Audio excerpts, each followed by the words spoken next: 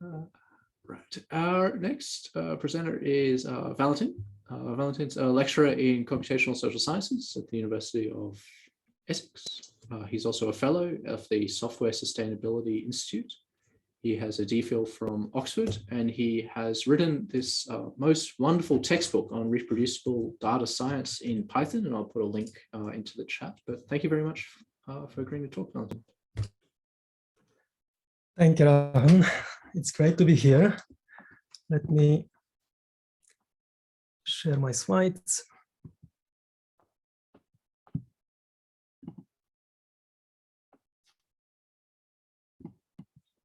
Right. Great. Yes, I'm a lecturer in computational social science at the University of Essex in the UK and fellow of the Software Sustainability Institute. And what I want to share today is a bit about my teaching and research related to reproducibility and replicability, and also how this relates to my current interests about large pre-trained language models. Okay, as Rahul mentioned, I developed this open learning resource on reproducible data science using Python and COVID data. And the main kind of motivation is to create accessible hands-on learning of computational tools, especially reproducible workflows and data science techniques, including exploratory data analysis and machine learning, supervised, unsupervised, causal inference, and network analysis in a very introductory level, but still enabling students to implement this in a reproducible, ethical, and accessible way.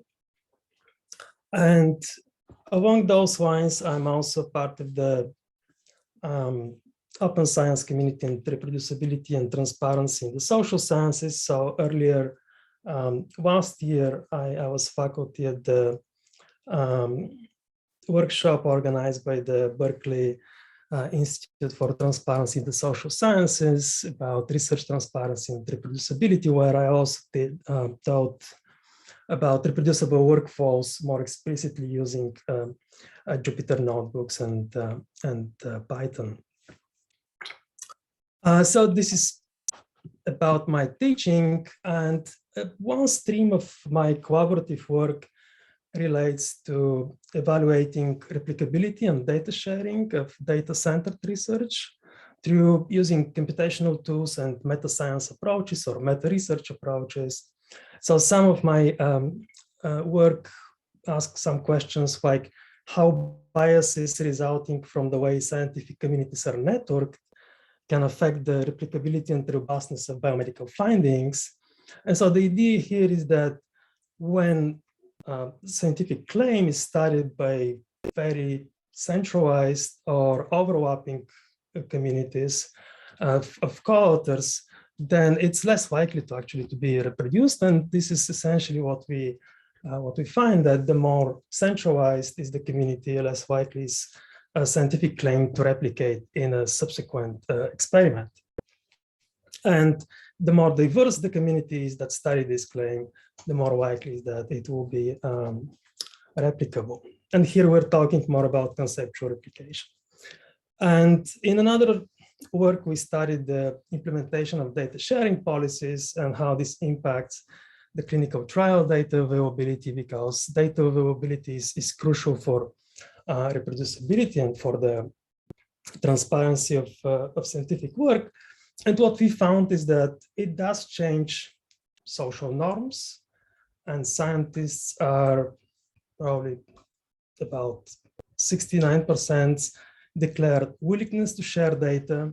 But when it comes to actual sharing, out of about 500, only 17 data sets we were able to identify in repositories, and only 2 were de-identified and publicly available. So in that sense, there is this gap between declared and actual data sharing that is hurdle also for reproducible work. I'm also a fellow with the Software Sustainability Institute, and it was great to see that I know also that Stephen is fellow and many other great people. It's a wonderful community that aims to facilitate the advancement of software sustainability, reusability, and also contribute to open science and reproducibility, with the idea that the better software we have, better research, and that also involves recognizing the role of software in scientific, and also software and tools in the scientific work. And it's a wonderful community to be a part of. Okay, and so my talk today will try to bring together some of those topics about reproducibility and replicability and relate to large pre-trained language models that are currently very important area of research and exploration. Okay, and so what are pre-trained large language models? Those are essentially trained on large amount of unlabeled language data.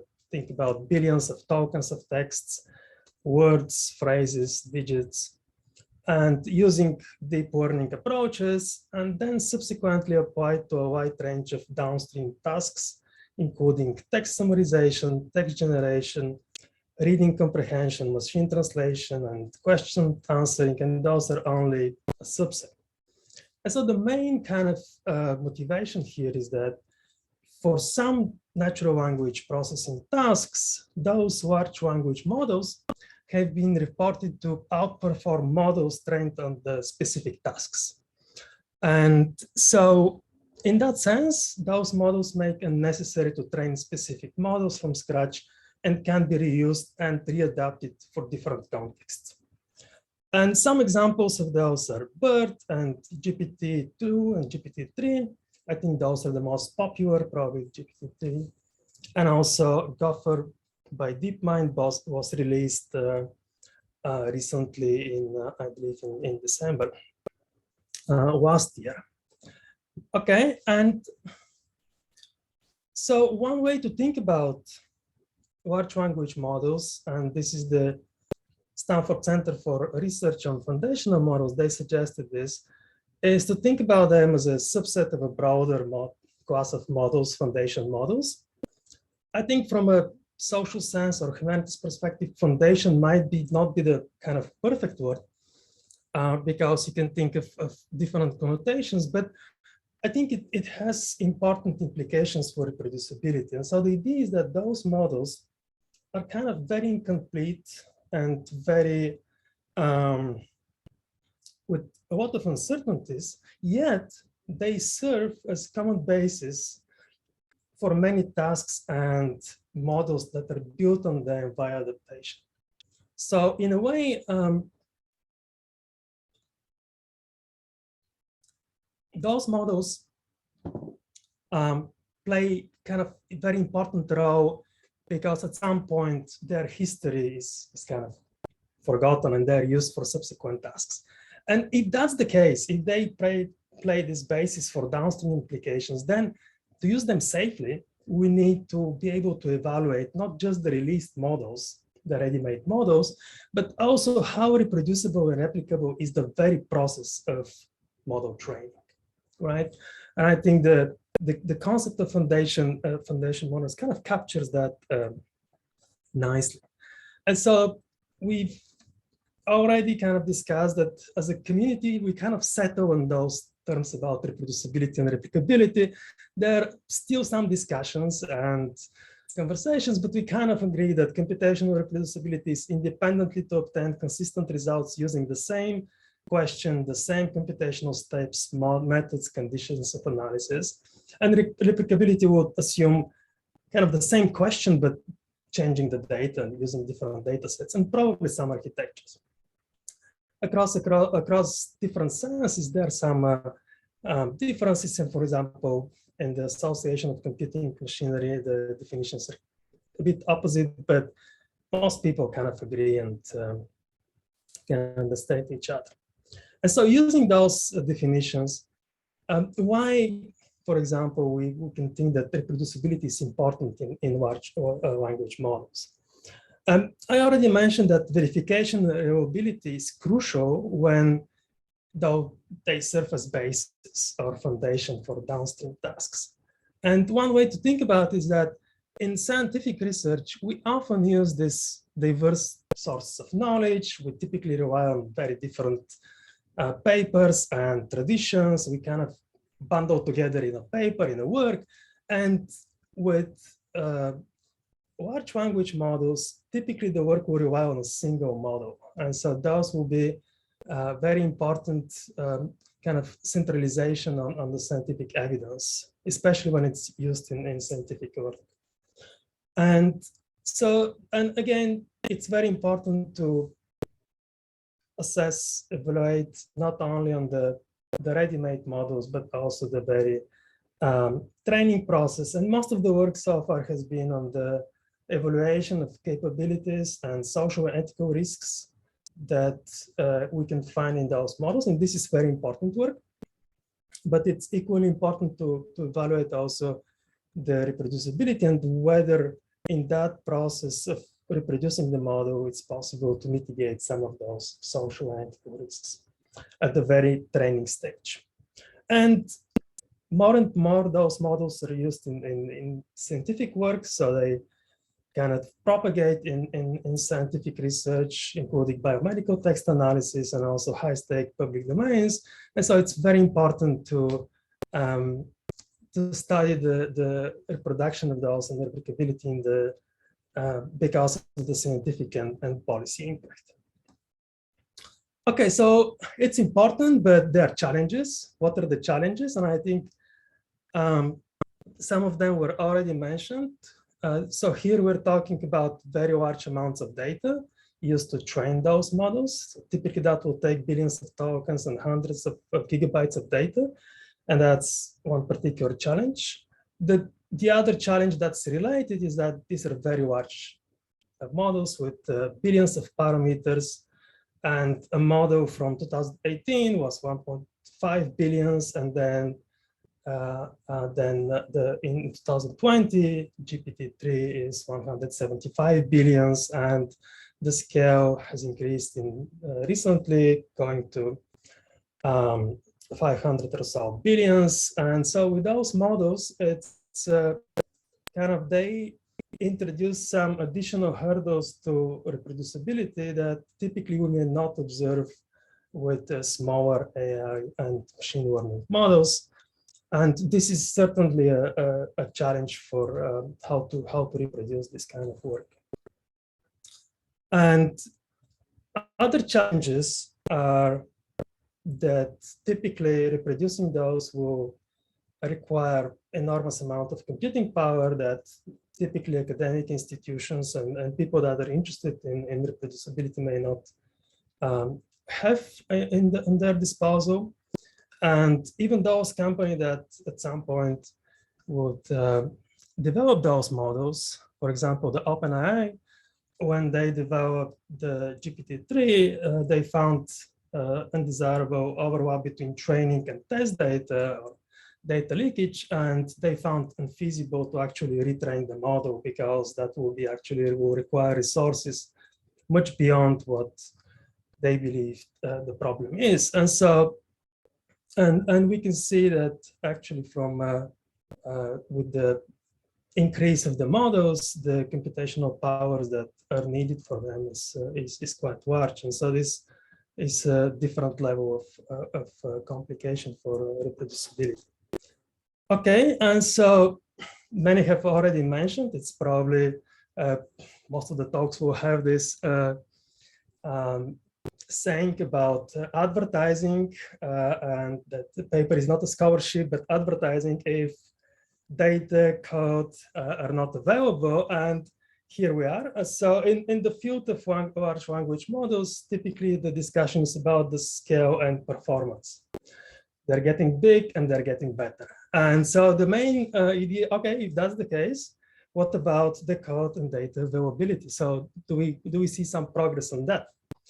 And so here is just a small picture of those models that are the most widely kind of discussed and used. And GPT-2, GPT-3, and Gopher, that's probably state of the art now, or at least these are the discussions. And what we can see is that, in fact, there is some increase in transparency. For example, it's more likely now to see model cards where the model is described, how it's designed, and parameters and model weights. It's also more likely to see in the models the data sheets are explaining how the data was collected and what are the features of the data. Yet, about data release, it was GPT-2 that was released in a stage-wide process and in 2019, where at the beginning it was closed, then half of the model was released, and then fully released in November 2019, including the source code. This didn't happen with GPT-3. The source code was never released, I believe, and also the data hasn't been released. And there is available access to the model via API, initially restricted via waitlist, and now I believe it has no waitlist, so it's open for the public since November 2021. It requires sign up, but the source code is not available. And also for newer work like the Gopher, of course, it's a preprint, so it's likely that we'll have more transparency on that, but the data and the code and the model are not released. But we see some positive tendencies. For example, more and more those works will discuss ethical and social risks, and they will actually evaluate those models on those dimensions. They will also discuss transparency and how they arrive to those models. But in terms of data and model availability, is actually going backwards. And some of this is because of, on the basis of misuse potential. And probably in the broader picture, that's an important issue. But of course, from the work of Stephen and others, so we know that code could be shared with other groups, and it could be actually discussed and evaluated independently between and also in the peer review. So it doesn't need to be shared publicly. In that respect, there are other ways and other mechanisms to improve reproducibility of the code, even if it's not if it's not made publicly available. Okay, and because of this lack of data and models, what we see in the field is mostly semi-replications of large language models, where kind of the same problem of the same capabilities that want. And then we have these reportedly improvements of model or architecture and comparable but not identical data. And so kind of we want the same outcomes of models using very similar infrastructure, but because the models are not available, we're not reproducing them. We also know that even if the models are available, incentives for reproducibility are not very great. And what is typically valued is novelty and some reported improvements.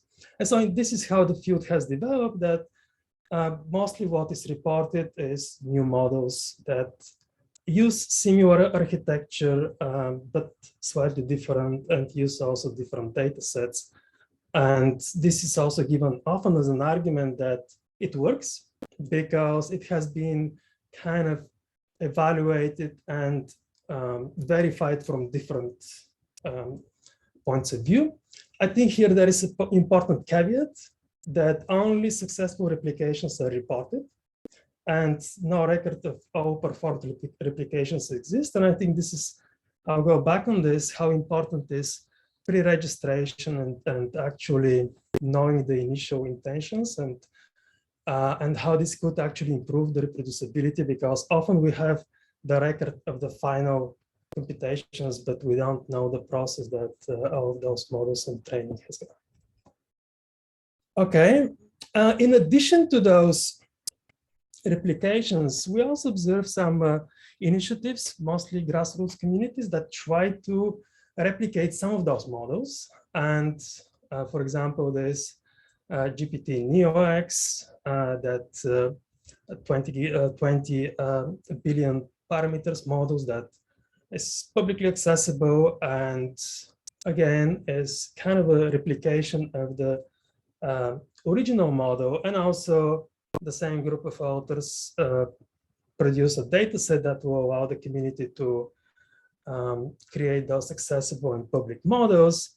Also, a group in Brown University developed and tried to replicate the GPT-2 based on the fact that it was released only half of the model. They attempted to replicate the second half, and eventually it was announced. And also the Big Science Research Workshop community that involves hundreds of different scientists that also aim to design an accessible model, and I'm part of this community and those efforts.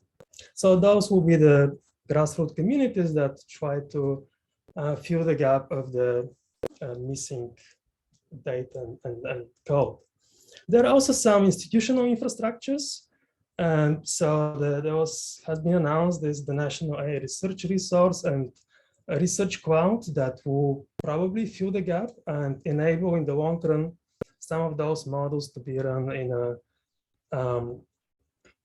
infrastructure that allows for those large models. And also in the UK, in the Turing Institute, the Data Safe Havens, and also the Health Research Center, also the Trusted Research Environment have been developed across, especially now COVID research, but also other areas. And for now, it's at a smaller scale and also more geared towards health data and sensitive data. So at a different scale, but hopefully this will be resources that will allow in the long run to improve reproducibility of those kinds of large-scale models. And one particular initiative that's reproducibility is interesting from the Center for Research on Foundation Models. They try to reproduce one of the models of the GPT-2, small and medium models. And they also made the reproductions publicly available. And what they found is that for the small models, some of them do work, but some tend to crash, as we can imagine, because these are very complex infrastructures and pipelines. Although they try to reproduce the original pipeline and also used resources that allow reproducibility, they still kind of found. And the problem turned out to be a single argument in a function from a mesh TensorFlow library.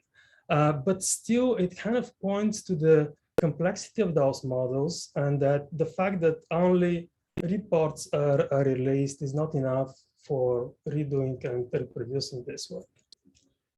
And going a little bit further on this, I think there is a great kind of opportunity for those complex models for exploratory specification searching in the hyperparameter space. And so this is what in meta-research, metascience will be kind of discussed as a large number of research degrees of freedom and possibilities for exploration of the data sets.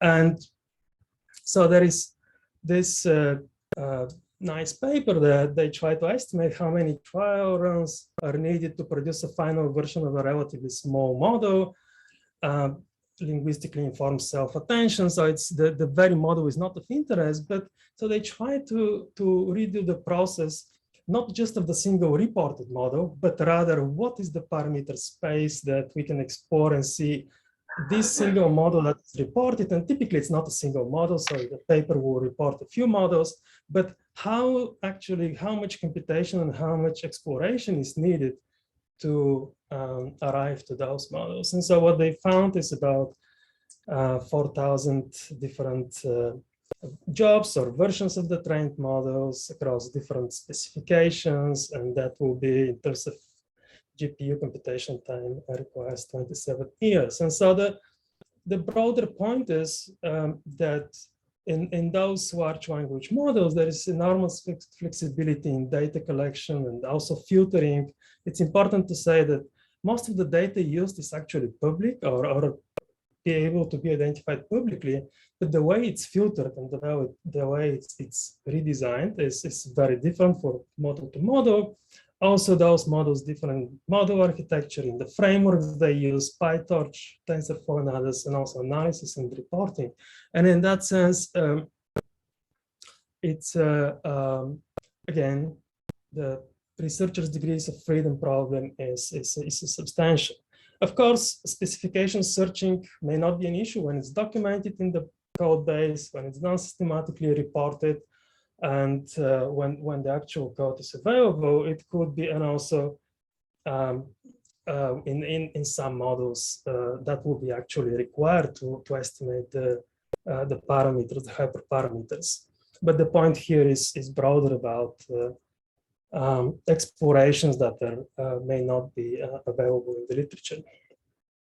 And also, I already kind of mentioned that, but potential publication or dissemination bias that favors particular state-of-the-art performance. And so we've seen this, and there is now kind of agreement that in the literature, similar to what in social science and others, the p-values and searching for positive results in computational work, the benchmarking and the state-of-the-art performance will kind of incentivize the publication of particular works. And so you can see on the right that the state-of-the-art models are getting bigger, but of course, I mean, this is a selection here of particular, it's not a proof, but what we observe is that the publication of a model is likely a function of whether a particular task was overperformed compared to some other models. And typically, this is not what we want in research, because what we want is those architectures and models that seem plausible and seem to be realistic. We want to know that they didn't work. And so we want them to be published. And this, when the state-of-the-art performance is a key, this is less likely to appear. In fairness, of course, the models will and works will report different models, and in some of them, a model will outperform others, in others will not. But the bottom line is that it's publication bias is possible, and it's something that needs to be addressed beyond the reproducibility of those works that are already published and the models that are already published. So is there a tool that can help us reduce those biases and risks? And particularly the potential publication bias, the exploratory specification searching, the cross-company competition that hampers transparency, including the proprietary data and the source code, and also the fact that it has social impact in terms of biases and social and ethical risks of harms that have been identified, and also the environmental impact of training those models. So if we have many undisclosed models trained that are not actually published, this also has an impact that's much greater compared to what we can estimate on the basis of those published. And yes, we have that. So similar set of kind of epistemic and social risks brought about study registration in the medical sciences, right? So that many companies actually try to have their medicines approved, and great competition, but also social impact. And as a result of that, registration, first in medical sciences and then more recently in the experimental economics, psychology, and social sciences kind of introduced this idea that a study needs to be not only reported fully at the end of the process, but also in front. And so the pre-registration will be to publicly declare research that one plans on conducting. This would ideally be done in a public registry, but it's not necessary, and will take place before the analysis begins, although this is also sometimes not necessary, although this is the ideal scenario. And so this started in clinical trial research in the 1990s and early 2000s, and clinicaltrials.gov is a great example of this. Of course, it has problems and how it's reported, and there was research on that. So it's not ideal, but still, since 2005, many leading medical journals will actually publish only registered studies, and also Open Science Framework and others will provide these study registers.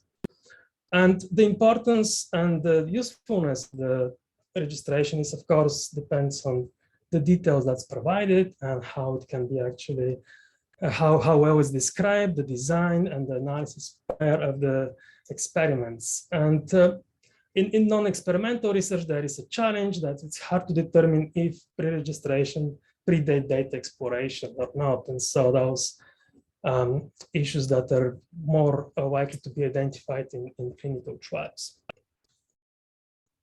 And so what will be the function or the benefits of large language models, and including also broader large models, if pre-registration is implemented? It essentially would reduce publication bias, as large language models are evaluated on the basis of scientific soundness of the methodology, irrespective of whether they meet or not SOTA benchmarks, state-of-the-art, and also any plausible model architectures that may not achieve particular performance will be publishable, and that will actually minimize wasteful repetitions across different labs and across different research centers that need to explore, because this is what kind of pre-registration allows, is to have this public knowledge about failures and about successes.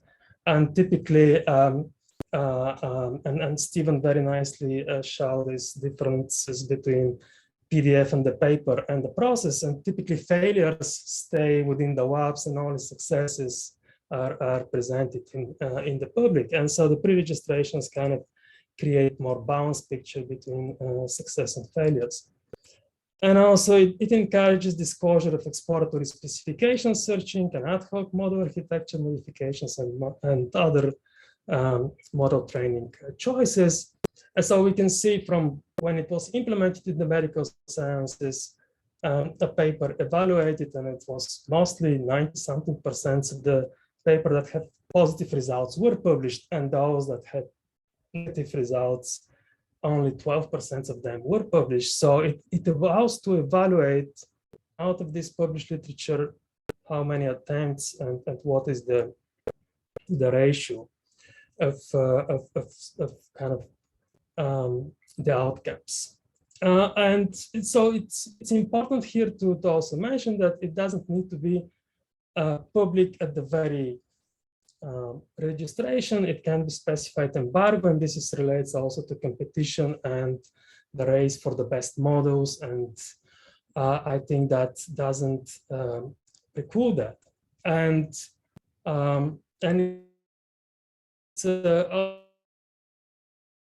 evaluate reproducibility and the work, because in reproducibility often we cannot say out of this particular code that was shared how many attempts and how it was actually produced in the process. And in that sense, the veracity and reproducibility is the link between them is not clear, and pre-registration kind of adds another layer that brings those closer together, because we can see how much the pre-registration what kind of choices were made, and some of those choices, of course, will be exploratory, and they will be able to be identified as exploratory rather than confirmatory and intentional.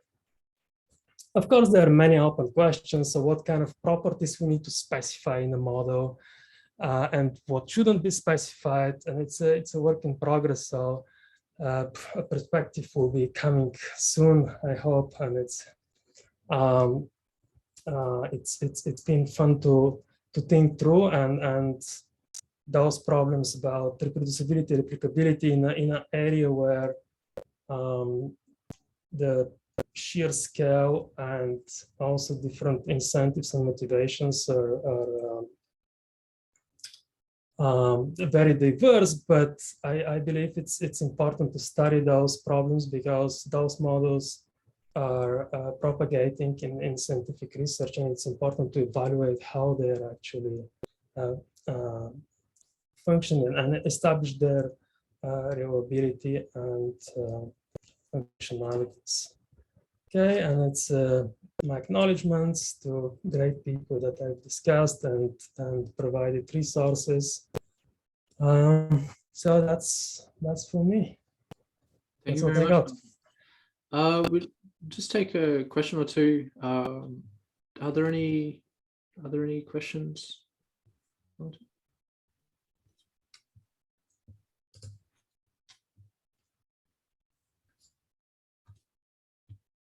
Where do you sort of see this thing playing out? It's kind of hard to see the providers of these big language models changing, right?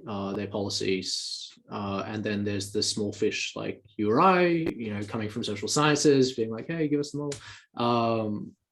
I mean, do you sort of see, where do you see this going in the next sort of 3 to 5 years? You mean the language models, or? Yeah, the language models. In terms of the openness and reproducibility of them.